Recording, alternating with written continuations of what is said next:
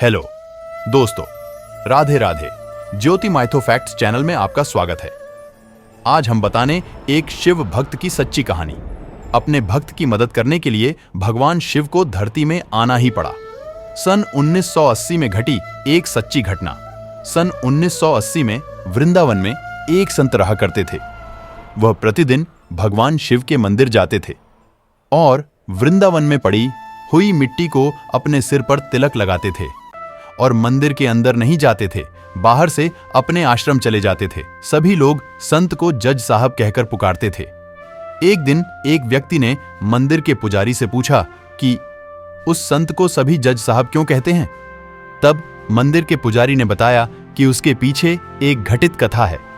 उसने बताया कि कुछ सालों पहले की घटना है कि एक गांव में एक भोला नाम का व्यक्ति रहता था, जो काफी गरीब और मासूम था, और उसकी एक बेटी भी थी।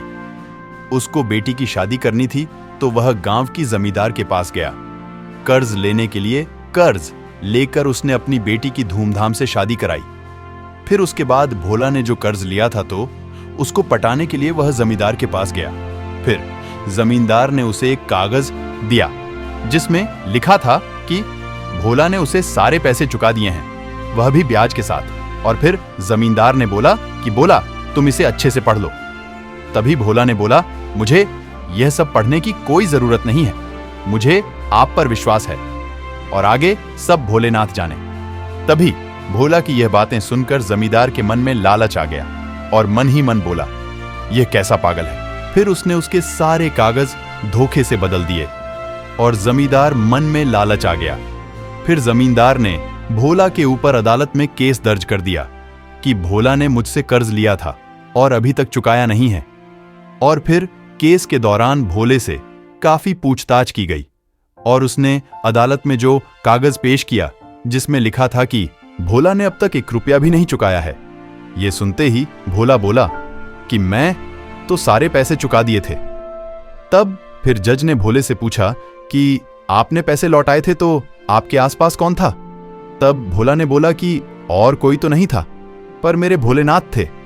तो फिर भोला से कहा गया कि तुम भोलेनाथ को बुलाओ और उन्हें पेशी की चिट्ठी भेजी गई। फिर अगली सुनवाई में एक बूढ़ा व्यक्ति जिसके गले में रुद्राक्ष की माला थी कटघरे में आया और बोला कि भोला पूरी तरह से बेकसूर है। तभी वहां बैठा जमींदार पूरी तरह से दंग रह गया और बोलने लगा, यह कैसे हो सकता है, वहां तो कोई नहीं था उस समय। फिर उस बूढ़े आदमी ने बोला कि जज साहब, अगर आपको सबूत चाहिए तो उस जमींदार के कमरे के तीसरी कबर्ड के फाइल नंबर 12 में सारे सबूत मौजूद हैं। और जब इस चीज का पता किया गया, छानबीन हुई, तो वह सारे सबूत पूरी तरह सच थे। वहां मौजूद सभी को यह बहुत आश्चर्यचकित लगा और वह यहां तक कि भोला को भी यकीन नहीं हो रहा था। फिर बाद में जज साहब ने भोला से पूछा कि वह बूढ़ा व्यक्ति कौन था।